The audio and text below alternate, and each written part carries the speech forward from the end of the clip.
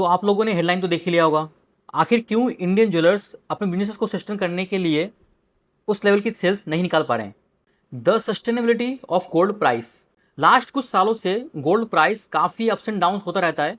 इसी कारण से काफ़ी इंडियन कंज्यूमर कन्फ्यूज हो जाते हैं कि गोल्ड ज्वेलरी आज परचेस करूं या कल करूं, और इसी रीज़न से ज्वेलर्स के सेल्स में मैसिव इम्पैक्ट देखने को मिल रहा है। अब बात करते हैं the value over luxury. Consumers are increasingly looking for value for money even in luxury goods.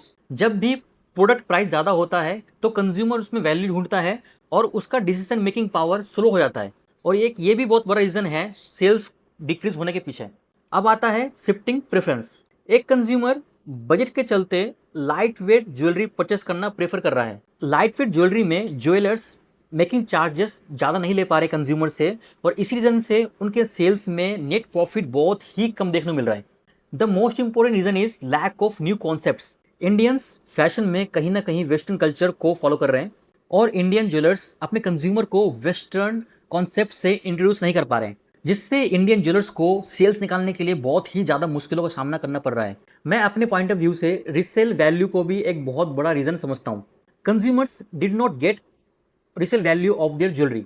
एक इंडियन कंज्यूमर अपने लोकल ज्वेलर्स से उसके ज्वेलरी के ऊपर एक जेन्युइन रिसेल वैल्यू एक्सपेक्ट करता है, और जो उसको नहीं मिल पा रहा है।